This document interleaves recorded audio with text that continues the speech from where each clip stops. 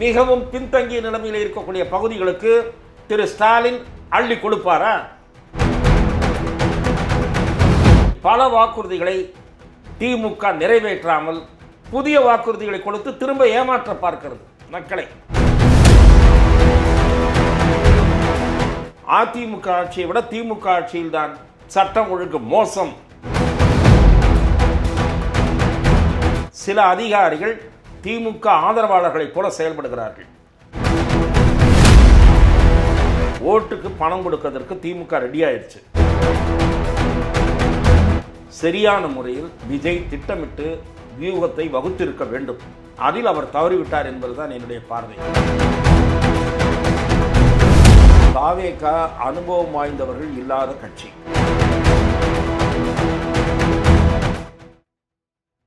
வைத people நேயர்களுக்கு வணக்கம். தற்போது நம்மிடம் மூத்த பத்திரிகையாளர் திரு துக்ளக் ரமேஷ் இருக்கிறார். அவர்கிட்ட பேசலாம். வணக்கம் சார். வணக்கம் சார். தொடர்ந்து இந்த சட்டமன்ற தேர்தல் அறிவித்து கூட்டணி பேச்சுவார்த்தைகள் ஆரம்பித்ததுலேருந்து ஸ்டாலின் அவர்கள் இந்த வரக்கூடிய சட்டமன்ற தேர்தல் வந்து டெல்லிக்கும் தமிழ்நாட்டுக்குமான தேர்தல், அதாவது திமுகவுக்கும் டெல்லிக்குமான தேர்தல்னு சொல்லிகிட்டே இருக்காரு.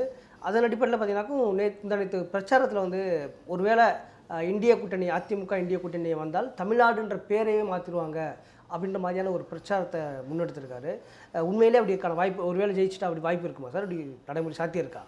இல்லை மாண்புமிகு தமிழ்நாடுடைய முதலமைச்சர் திரு மு.க. ஸ்டாலின் அவர்கள் தேர்தல் பிரச்சாரத்தின் போக்கை மாற்றுவதற்காக இப்படி பேசுவது என்பது மக்களால் நிராகரிக்கப்படும். அதாவது இது தமிழ்நாட்டுக்கும் டெல்லிக்குமான தேர்தல் அல்ல. நடைபெறுவது தமிழ்நாடு சட்டமன்றத்துக்கான தேர்தல். தமிழ்நாட்டை இப்போது இருக்கக்கூடிய ஆட்சி தொடர்ந்து ஆளுவதற்கு தகுதி படைத்ததா அல்லது மாற்றம் வேண்டுமா என்பதை மக்கள் முடிவு செய்ய வேண்டிய தேர்தல். 4.5 ஆண்டு காலம் திராவிட முன்னேற்றக் கழகம் தமிழ்நாட்டை ஆட்சி செய்திருக்கிறது. இந்த ஆட்சி மக்களுக்கு பயனுள்ள ஆட்சியாக இருந்திருக்கிறதா இல்லையா என்ற கேள்விதான் மக்கள் பரிசீலிக்க வேண்டிய கேள்விதானே தவிர இது தமிழ்நாட்டுக்கும் டெல்லிக்கும் எப்படி தேர்தல்? என்ன திரு ஸ்டாலின் வேண்டுமா மோடி வேண்டுமா என்பதற்கான தேர்தலா? ஏன் இந்த மாதிரியான திசை திருப்பும் பிரச்சாரத்தை முதலமைச்சர் மு.க. ஸ்டாலின் செய்கிறார் என்றே எனக்கு புரியவில்லை. திரும்ப திரும்ப திராவிட முன்னேற்றக் கழகத்தினுடைய தலைவர் திரு மு.க. ஸ்டாலின் அவர்களும் சரி, அவரது புதல்வர் உதயநிதி ஸ்டாலின் அவர்களும் சரி, தமிழ்நாட்டு மக்களை மடைமாற்றம் செய்கிற முயற்சியில் அல்லது ஏமாற்றுகிற முயற்சியில் ஈடுபடுகிறார்கள். மத்திய அரசாங்கம் நிதி ஒதுக்கவில்லை, தமிழ்நாட்டை வஞ்சித்து விட்டது. இதே பிலாக்கணத்தை எத்தனை நாள் திரு ஸ்டாலின் பாடிக்கொண்டிருப்பார் என்று எனக்கு புரியவில்லை. மத்திய அரசாங்கம் வரி பகிர்வு செய்வதாக இருந்தாலும் சரி, ஜிஎஸ்டியின் மூலம் கிடைக்கிற வருவாயை பிரித்து தருவதாக இருந்தாலும் சரி, எல்லாமே அதற்கென்று ஒரு அமைப்பு இருக்கிறது, நிதி கமிஷன். அதைத்தான் செய்கிறது. தமிழ்நாட்டிலிருந்து அதிக நிதி கொடுக்கிறார்கள், ஆனால் அதற்கேற்ற நிதி கிடைப்பதில்லை என்பதும் ஒரு திசை திருப்பும் வாதம். இதற்கு மாண்புமிகு மத்திய நிதியமைச்சர் திருமதி நிர்மலா சீதாராமன் பொட்டில் அடித்தால் போல் பதில் சொல்லிவிட்டார். நேற்று பிரச்சாரத்தில் கூட தேர்தல் வந்தால் தமிழ்நாடு இருக்கு, பட்ஜெட் வந்தால் தமிழ்நாடு மறந்துடுறாங்க. அதுதான் சொல்கிறேன். இதற்கு நாடாளுமன்றத்திற்குள்ளேயும் பதில் கொடுக்கப்பட்டிருக்கிறது, நாடாளுமன்றத்திற்கு வெளியேயும் திருமதி நிர்மலா சீதாராமன் பதில் சொல்லியிருக்கிறார். எந்தெந்த மாநிலத்திற்கு எவ்வளவு நிதி என்பது நிர்மலா சீதாராமன் அவர்கள் முடிவு செய்வதில்லை. கண்டிப்பாக பாரத பிரதமர் முடிவு செய்வதில்லை. அதற்கென்று ஒரு தனியான சட்டபூர்வமான அமைப்பு நிதி ஆயோக் இருக்கிறது, அதைத்தான் முடிவு செய்கிறது. அதிலே கூட்டத்தில் அமைச்சர்கள் கலந்து கொள்கிறார்கள், கருத்துக்களை எடுத்து வைக்கிறார்கள். நான் கேட்கிறேன், தமிழ்நாட்டிலேயே தமிழ்நாடு அரசாங்கத்திற்கு அதிக வருமானத்தை தருவது கோயம்புத்தூர் தான், திருப்பூர் தான்.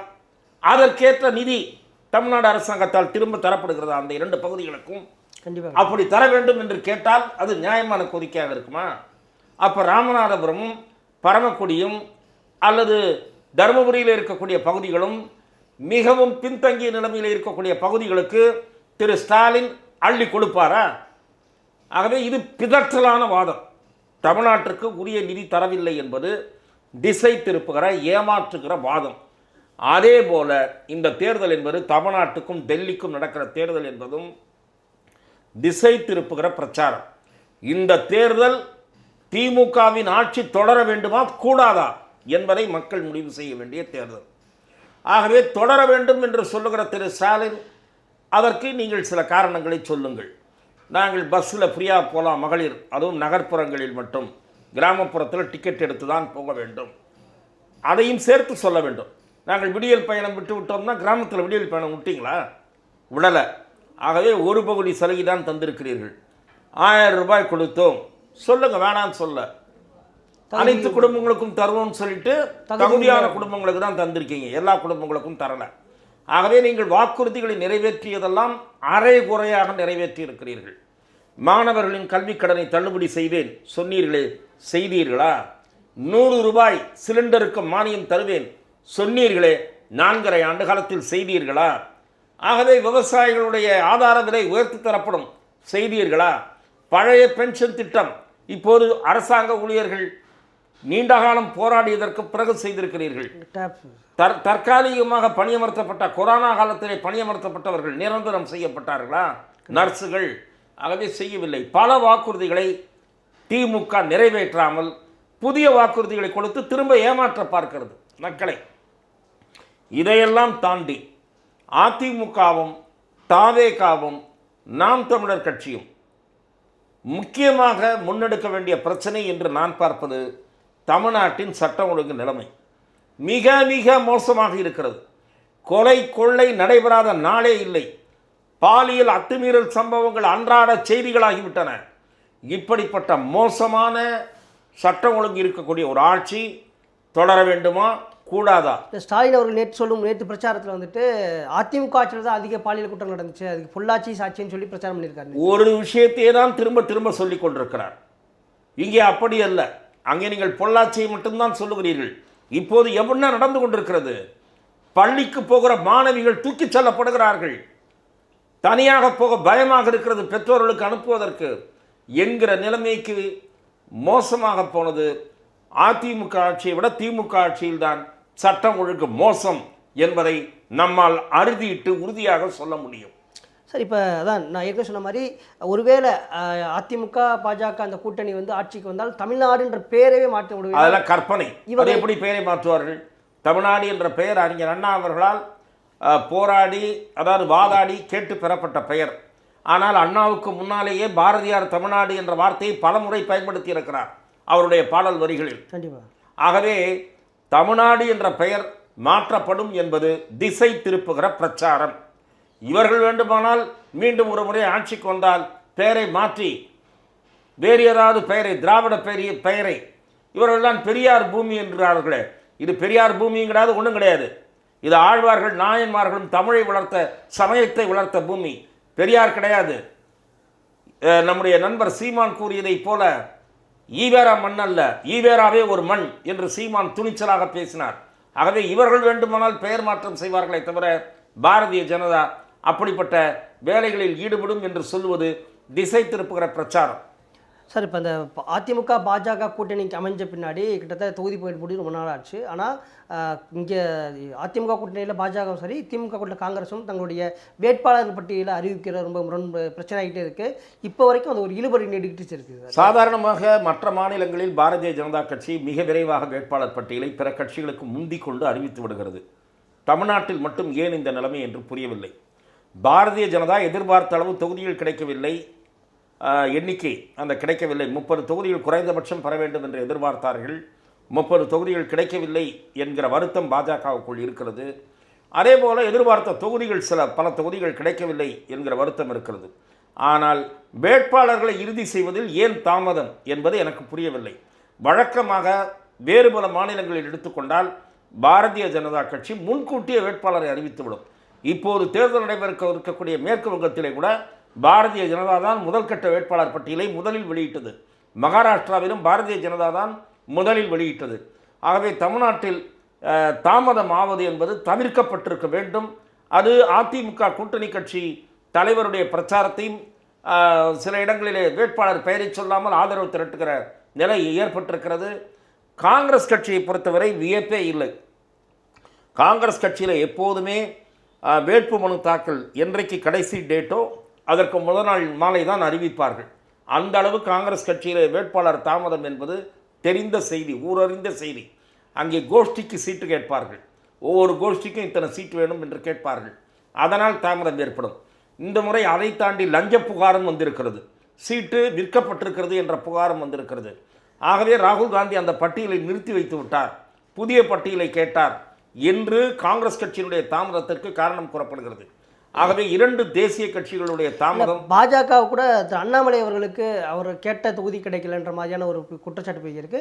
அவரும் கூட நான் தேர்தலில் போட்டியிடலை அப்படின்ற மாதிரியான. திரு அண்ணாமலை அவர்களால் தாமதம் என்று நான் கருதவில்லை. திரு அண்ணாமலை அவர்கள் போட்டியிடுவதில்லை என்று பாரதிய ஜனதா கட்சியினுடைய மேலிடத்திலிருந்து வந்த பிரதிநிதி திரு பியூஷ் கோயல் அவர்களிடம் தெரிவித்து விட்டதாக பத்திரிகையில் வந்த செய்தியை நான் பார்த்தேன். அதுதான் உண்மையாக இருக்கும் என்று. அண்ணாமலை போட்டியிடாத இங்கே தமிழகத்தில் வந்துட்டு ஒரு பாஜகவுக்கு ஒரு பின்னடைவை ஏற்படுத்தாதா? நிச்சயமாக பாரதிய ஜனதா கட்சிக்கு ஒரு பின்னடைவை ஏற்படுத்தும். அண்ணாமலை அவர்கள் பிரச்சாரத்திற்கு பயன்படுத்தி கொள்ளப்பட போகிறாரா, அவருக்கு கட்சி எந்த பொறுப்பை அளிக்கப் போகிறது என்பதை பொறுத்து தான் நாம் அது குறித்து பேச முடியும். இல்லை, இப்போ அவர் அண்ணாமலை எதிர்பார்த்த தொகுதி கிடைக்கலன்றதான் இங்கே ஒரு குற்றச்சாட்டு மாதிரி பாஜக அண்ணாமலை ஆதரவாளர் சொல்லிட்டு இருக்காங்க. ஸோ திட்டமிட்டு அண்ணாமலையை வந்துட்டு இப்போ இருக்கக்கூடிய நிர்வாகம் பழிவாங்குதுன்ற மாதிரியும் பாஜக தொண்டர்கள் சொல்கிறாங்களே. இல்லை, பாரதிய ஜனதா தொண்டர்களுக்கு அண்ணாமலை அவர்களுக்கு உரிய கௌரவம் தரப்பட வேண்டும் என்ற எதிர்பார்ப்பு மிக அதிகமாக இருக்கிறது. ஆனால் அவர் எங்கே போட்டியிட தகுந்த சூழல் இருக்கிறதோ அந்த தொகுதி என்பது 2-3 தொகுதிகளில் ஒரு தொகுதி மட்டும்தான் கிடைத்திருக்கிறது. அந்த தொகுதியை திருமதி வானதி சீனிவாசனும் எதிர்பார்க்கிறார். ஆகவே கோவை நாடாளுமன்ற தொகுதியில் போட்டியிட்ட திரு அண்ணாமலை அவர்கள் அந்த நாடாளுமன்ற தொகுதிக்குட்பட்ட ஒரு தொகுதி மட்டும்தான் இப்போது பிஜேபிக்கு ஒதுக்கப்பட்டிருக்கிறது. ஆகவே அவர் போட்டியிடுவதா, வானதி சீனிவாசன் அவர்கள் போட்டியிடுவதா என்கிற குழப்பம் கூட உருவாகி இருக்கலாம், எனக்கு தெரியாது. ஆனால் பாரதிய ஜனதா கட்சியினுடைய ஆதரவாளர்கள், குறிப்பாக அண்ணாமலைக்கென்று இருக்கக்கூடிய ஆதரவாளர்கள் அண்ணாமலைக்கு வாய்ப்பு அளிக்க வேண்டும் என்று எதிர்பார்க்கிறார்கள். அவருக்கு வாய்ப்பு அளிக்கப்படுகிறதா என்பது ஒரு விஷயம். இரண்டாவது, அவர் பிரச்சாரத்திற்கு வருகிறாரா பல பகுதிகளுக்கு என்பதை பொறுத்து அந்த அணிக்கு கூடுதல் வெற்றி வாய்ப்பு என்பது கிடைக்கும். ஒருவேளை இப்போ எல்லாருமே ஊடகங்களில் மற்ற அண்ணாமலை அவர்கள் அதிருப்தியில் இருக்காருன்ற பார்க்குறீங்களா நீங்கள்? இது குறித்து நாம் அதிகமாக பேசுவது அவசியமற்றது என்று நான் நினைக்கிறேன். நிச்சயமாக சார். இப்போ தேர்தல் வந்த பின்னாடி இந்த தமிழகத்துக்கு வந்து இந்த பொறுப்பு டிஜிபி தான் இருந்தார். நேற்று மாற்றப்பட்டிருக்கார், தேர்தல் ஆணையம் வந்து டிஜிபியை மாற்றிருக்காங்க. இது எப்படி பார்க்குறீங்க சார்? தமிழகத்தில் இருக்கக்கூடிய சில ஐஏஎஸ் ஐபிஎஸ் அதிகாரிகள் தேர்தல் சமயத்தில் பாரபட்சம் இல்லாமல் நடுநிலையோடு நடந்து கொள்ளாமல் திராவிட முன்னேற்றக் கழகத்திற்கு ஆதரவாக செயல்படுகிறார்களோ என்கிற சந்தேகம் வருகிற வகையில்தான் அவர்களுடைய நடத்தை என்பது இருக்கிறது. ஆகவே இந்த சில அதிகாரிகளை இடமாற்றம் செய்திருப்பது, நான் குறிப்பிட்ட இடமாற்றம் செய்யப்பட்ட அந்த அதிகாரிகளை பற்றி சொல்லவில்லை, பொதுவாக சொல்லுகிறேன். சில அதிகாரிகள் திமுக ஆதரவாளர்களைப் போல செயல்படுகிறார்கள். அதற்கு சில சான்றுகள் இருக்கின்றன. தேவையற்ற முறையில் நடிகர் விஜய் அவர்களுடைய பிரச்சாரத்திற்கு இடையூறுகள் ஏற்படுத்தப்படுகின்றன. ஒவ்வொரு முறையும் விஜய்க்கு அனுமதி தருவதில் தாமதம் செய்யப்படுகிறது. சில இடையூறுகள், முட்டுக்கட்டைகள் ஏற்படுத்தப்படுகின்றன. அவர் எதிர்பார்த்த இடத்தை கொடுக்காமல் நெருக்கடியான இடத்தை கொடுக்கிறார்கள். போலீஸ் பாதுகாப்பு உரிய அளவில் தரப்படுவதில்லை. இத்தகைய பிரச்சனைகள் சந்தேகத்திற்கு வழிவகுக்கின்றன. ஆகவே சில அதிகாரிகளை இடமாற்றம் செய்ய வேண்டும் என்று மாநில தலைமை தேர்தல் ஆணையாளர் திருமதி அர்ச்சனா பட்நாயக் அவர்களை சந்தித்து தாவேகா சார்பில் புகார் மனு அளிக்கப்பட்டது. அந்த புகார் மனுவில், அந்த புகார் கோரிக்கையில் நியாயம் இருப்பதாகத்தான் நான் பார்க்கிறேன். சார், இப்போ தொடர்ந்து இப்போ இங்கே சமீபத்தில் வில்லிவாக்கத்தில் நடந்த பிரச்சாரத்தில் கூட பாடல்கள் வீசப்பட்டது. இங்கே தொடர்ந்து விபத்துகள் நடந்துக்கிட்டே இருக்குது. விஜயோடைய பிரச்சார பயணத்தில் சரி, அவரோட இது ஒரு குற்றச்சாட்டு வந்து விஜய் அவர்கள் பிரச்சாரத்தை வெளியே வர தவிர்க்கணுன்ற மாதிரியான ஒரு குரல்கள்லாம் வந்துகிட்டே இருக்குது சார். நான் தொடர்ந்து உயிரிழப்புகள் நடந்துகிட்டு இருக்கு குற்றச்சாட்டு வைக்கிறாங்களே. இல்லை, திரு விஜய் அவர்களுடைய பிரச்சாரம், அவருக்கு பெரும் கூட்டம் வருகிறது. கூட்டம் வருகிற அந்த நேரத்தில் அவருக்கு பெரிய இடம் ஒதுக்க வேண்டும். அந்த மாதிரியான இடம் ஒதுக்காதது ஏன்? இதுதான் முதல் கேள்வி. அவர்கள் கேட்கிற இடத்தையே கூட நீங்கள் என்ன செய்யணும்னா, போலீஸ் பரிசீலித்து உங்களுக்கு நிறைய கூட்டம் வருது, இந்த இடம் சரியாக வராது, இதுக்கு பதிலாக இன்னொரு இடம் நாங்கள் சொல்கிறோம்னாவது சொல்லணும், கலெக்டராவது சொல்லணும், போலீஸாவது சொல்லணும். அப்படி சொல்ல மாட்டேன்றாங்க. சொல்லாமல், பர்மிஷன் தராமல், லாஸ்ட் மினிட் வரைக்கும் இழுத்து அடிச்சுட்டு கடைசி நேரத்தில் அந்த காரணத்தை சொல்கிறாங்க. இதுதான் சந்தேகத்தை ஏற்படுத்துகிறது. ஆகவே அல்லது விஜயாவது என்ன செய்யணும், திரு செங்கோட்டையன் போன்ற அனுபவஸ்தர்களை பயன்படுத்தி அந்த ஊரில் எது பெரிய மைதானமோ அந்த மைதானத்தில் தங்களுடைய செலவில் பந்தல் கிந்தல் அமைத்து கூட்டத்தை போட வேண்டும். இல்லை, அந்த மைதானத்தில் வந்து நின்று மாலை நேரத்தில் பேச வேண்டும். கூட்டத்தை ஒழுங்குபடுத்துவதற்கு கட்டுப்படுத்துவதற்கு தன்னுடைய தொண்டர்களையோ பவுன்சர்களையோ ஈடுபடுத்த வேண்டும். இப்படி அவரும் சில வழிமுறைகளை பின்பற்ற வேண்டும். காவல்துறையும் ஒத்துழைக்க வேண்டும்.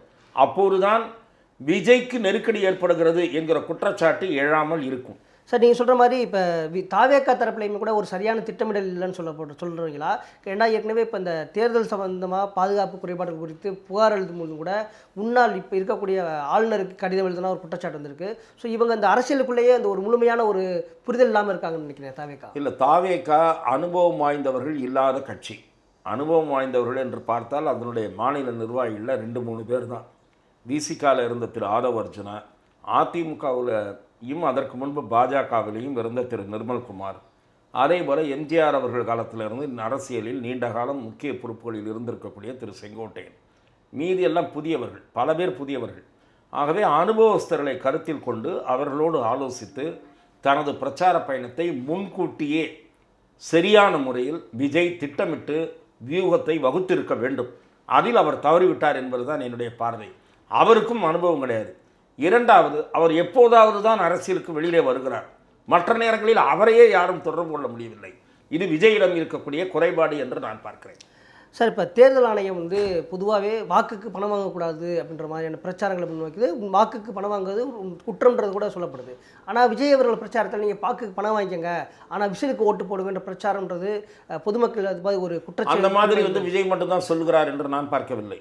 அந்த மாதிரி சொல்லுகிற தலைவர்கள் எல்லாரும் தான் சொல்லுங்க சார். அவருக்கு ஒரு பெருமளவான ஒரு கூட்டம் இருக்கிறது. இருங்க, அதிமுக கூட்டணியில் இருக்கக்கூடிய திரு எடப்பாடி பழனிசாமி, திரு அன்புமணியும் சொல்றாரு, அதிமுகவுடைய முன்னாள் அமைச்சர்களும் பேசுகிறாங்க, விஜய் மட்டும் பேசலை. நான் என்ன சொல்லுகிறேன் என்றால், ஓட்டுக்கு பணம் கொடுக்கறதற்கு திமுக ரெடி ஆயிடுச்சு. ஆகவே பணம் கொடுத்தா வாங்கிங்க, ஆனால் அவங்களுக்கு போடாதீங்க இப்படின்னு சொல்கிறதுல எந்த தவறும் கிடையாது. அதாவது இது பல தலைவர்கள் இதற்கு முன்னாடி சொல்லியிருக்காங்க. ஏனென்றால் பணம் கொடுப்பதையோ பரிசு பொருட்கள் கொடுப்பதையோ தேர்தல் கமிஷனால் தடுக்க முடியவில்லை. திராவிட முன்னேற்ற கழகம் அண்டா கொடுக்குது, ஹாட்பேக் கொடுக்குது, மிக்சி கொடுக்குது, வாட்ச் கொடுக்குது, கிஃப்டெல்லாம் நிறைய கொடுக்குறாங்க பல தொகுதிகளில். ஆக இதை தடுப்பதற்கு தேர்தல் கமிஷன் தவறிவிட்டது. தேர்தல் கமிஷனால் தடுக்க முடியவில்லை. தடுக்க முடியாத சூழலில் ஓட்டுக்கு பணமும் கொடுப்பாங்க கடைசி கட்டத்தில். அந்த பணம் கொடுத்தா வாங்கிக்கிங்க, ஆனால் திமுகவுக்கு போடாதீங்க. இதை ஏற்கனவே பல தலைவர்கள் பேசியிருக்கிறார்கள். ஏதோ விஜய் மட்டும்தான் பேசிவிட்டார், அது ரொம்ப தவறு என்று சொல்ல நான் தயாராக இல்லை. அதிமுகவை சேர்ந்த தலைவர்களும் பேசுகிறார்கள். அப்படி பேசியதில் தவறு இருப்பதாக நான் பார்க்கவில்லை. இல்லை, விஜய் தன்னோட தூய சக்தின்னு சொல்கிறாரு. ஆனால் அவருடைய வேட்பாளர்கள் லால்குடியில் வந்துட்டு நேற்று வந்து பணத்தை வந்து தேர்தல் ஆணையம் பறிமுறைப்படுத்தியிருக்காங்க. இந்த மாதிரி பணம் கொடுக்க யார் செய்திருந்தாலும் தவறு செய்திருந்தால் நடவடிக்கை எடுப்பதில் அதை நான் குறை சொல்வதற்கு தயாராக இல்லை. நீங்கள் குறிப்பிடும் நிகழ்ச்சி பற்றி நான் செய்தி பார்க்கவில்லை. அவ்வாறு தாவேகா வேட்பாளர் செய்திருந்தாலும் அவர் மீதும் சட்டப்படி நடவடிக்கை எடுக்க வேண்டும். ஸோ கண்டிப்பாக சார், விஜய் அவர்களுடைய பிரச்சாரத்தில் ஜனநாயகன் இது வரைக்கும் இந்த ஜனநாயகன் பிரச்சனை பற்றி எங்கேயுமே பேசாத விஜய் அவர்கள் நேற்று பிரச்சாரத்தில் பேசும்பொழுது ஜனநாயகன் படத்தை முடக்குவதற்கு பல்வேறு சூழ்ச்சி நடந்துச்சு, கூட்டு சூழ்ச்சி நடந்திருக்குன்னு சொல்கிறாரு. அதே போல் எனக்கும் இந்த மக்களுக்கும் நியாயம் வேண்டும்ன்ற ஒரு பிரச்சாரத்தை முன்வைக்கிறாரு. இது தேர்தலில் ஈடுபடும் நினைக்கிறேன். ஜனநாயகன் படத்தை பற்றி முதல் முறையாக நேற்று திருச்சியில் வாயை திறந்திருக்கிறார். அந்த படம் வெளிவராமல் 2 மாத காலமாக தாமதம் ஏற்பட்டு கொண்டிருக்கிறது. இதுவரை பேசாமல் திடீரென்று ஏன் பேசுகிறார்? அவர் ஆரம்பத்திலேயே சொல்லியிருக்க வேண்டாமா? அந்த படத்தை சென்சார் போர்டு சில காரணங்களுக்காக அப்ஜெக்ஷன் சொல்கிறாங்கன்னா அந்த என்னென்ன அப்ஜெக்ஷனோ அதை கட் பண்ணியிருந்தாருன்னா படம் வெளியே வந்திருக்க போகுது. இவரும் கோர்ட்டுக்கிட்டுன்னு போய் அதுக்கு தீர்வு காணலாம்னு நினச்சாரு. அதில் தாமதத்திற்கு விஜயும் ஒரு காரணம் என்று தான் நான் பார்க்கிறேன். இதில் அரசியல் சூழ்ச்சி சதி என்றெல்லாம் பார்ப்பதற்கு நான் தயாராக இல்லை. இல்லை, கூட்டு சூழ்ச்சின்னு சொல்லும் பொழுது இப்போ திமுக பாஜகவுடைய சதி இருக்கின்ற மாதிரியான பொருள் தான் படுது. அந்த விமர்சனத்திற்கு தகுந்த ஆதாரங்கள் இல்லாமல் அவ்வாறு கூறுவதை நான் ஏற்கவில்லை. கோர்ட்டுக்கு போனது விஜய். கோர்ட்டில் அந்த வழக்கை கீழே அனுப்பிச்சி விட்டாங்க. சென்சார் ரிவ்யூ கமிட்டியில் ஒருத்தர் மீண்டும் அப்ஜெக்ஷன் பண்ணார்ன்றது சென்சாரில் ஏற்பட்ட பிரச்சனை. பிஜேபி கோர்ட்டுக்கு ஃபோன் பண்ணி சொல்லிச்சா கீழே அனுப்புங்கன்னு? ரிவ்யூ கமிட்டிக்கு ஃபோன் பண்ணி சொல்லிச்சா? டிஎம்கே ஃபோன் பண்ணி சொன்னாங்களா? ஆகவே அந்த குற்றச்சாட்டு ஏற்க இயலாத குற்றச்சாட்டு.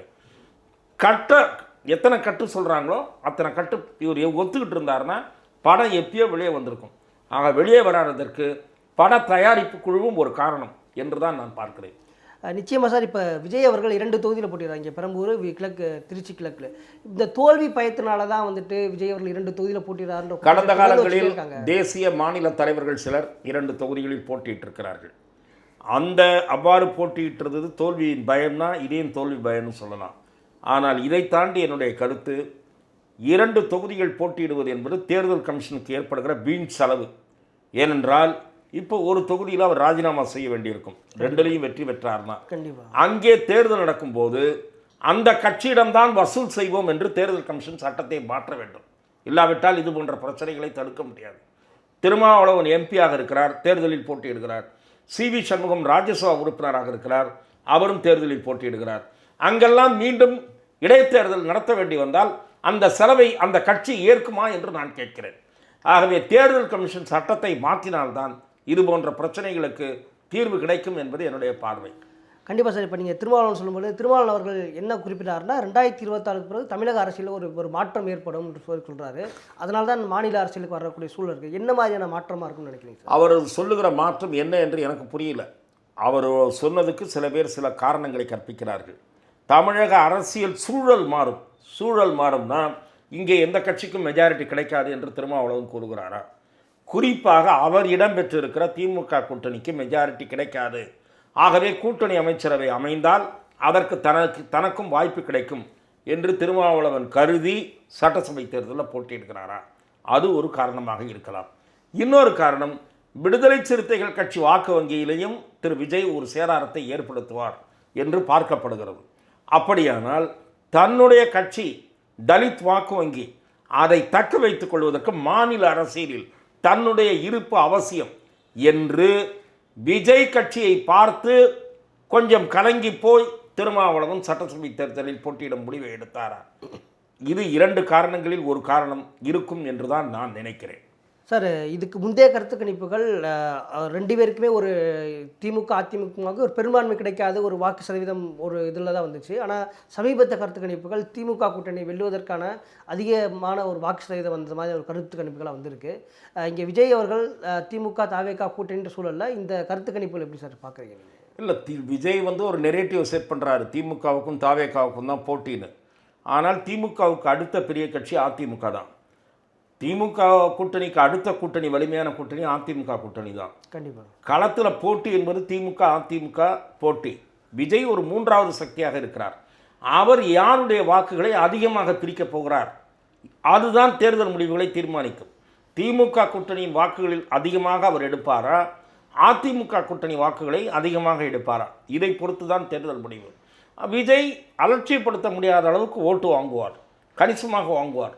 ஆனால் அதிக இடங்களை வெற்றி பெற முடியுமா என்றால் முடியாது. திமுகவும் அதிமுகவும் தான் கடுமையான போட்டியாக இருக்கும். ஆகவே திமுகவுக்கு அடுத்த நிலையில் இருப்பது அதிமுக தான். மாநிலத்தினுடைய சட்டம் ஒழுங்கு நிலைமை, பெண்களுக்கு பாதுகாப்பற்ற நிலை, அது இந்த தேர்தலில் முக்கிய பிரச்சனையாக மக்கள் மத்தியில் மேலோங்குமானால் அதிமுக இந்த திமுகவுக்கு சம பலத்தை பெறக்கூடிய சூழல் உருவாகும். இப்போ நீங்கள் கூறுவதை போல சில கருத்து கணிப்புகள் தொடர்ந்து வெளிவந்து கொண்டிருக்கிற கணிப்புகள் அதிமுக கூட்டணியை விட திமுகவின் கை கொஞ்சம் ஓங்கிதான் இருக்கிறது என்றுதான் கருத்து கணிப்புகள் வெளிவந்து கொண்டிருக்கிறது. அதிமுகவுக்கு சாதகமாக ஒரே ஒரு கருத்து கணிப்பு மட்டும்தான் வந்திருக்கிறது. ஆகவே இந்த நிலையில் போட்டி 2 பேருக்கும் சம அளவில் மாற வேண்டும் என்றால் சட்டம் ஒழுங்கு பிரச்சனை முக்கிய பிரச்சனையாக மக்கள் மத்தியில், மக்கள் சிந்தனையில் மேலோங்க வேண்டும். அப்படி மாறினால் தேர்தல் முடிவுகள் மாறுவதற்கும் வாய்ப்பு உருவாகலாம். அப்படி அந்த பிரச்சனை, சட்டம் ஒழுங்கு பிரச்சனை மக்கள் மத்தியில் கவலையை தோற்றுவித்து, ஆகவே நான் திமுகவை வீழ்த்த அதிமுகவுக்குத்தான் போட வேண்டும் என்று ஒருவேளை முடிவெடுப்பார்களானால் விஜய்க்கான வாக்குகள் கொஞ்சம் குறையும், அதிமுகவுக்கான வாக்குகள் உயரும். ஆகவே களம் கடும் போட்டி என்கிற நிலை மாறப்போகிறதா என்பது அடுத்த ஒரு வாரத்தில் தெரிய வரலாம். கண்டிப்பாக சார், நிச்சயமாக சார். உங்களோட நேரத்தை ஒதுக்கி உங்களோட கருத்துக்களை பகிர்ந்துட்டதுக்கு ரொம்ப நன்றி சார். வாய்ப்புக்கு நன்றி.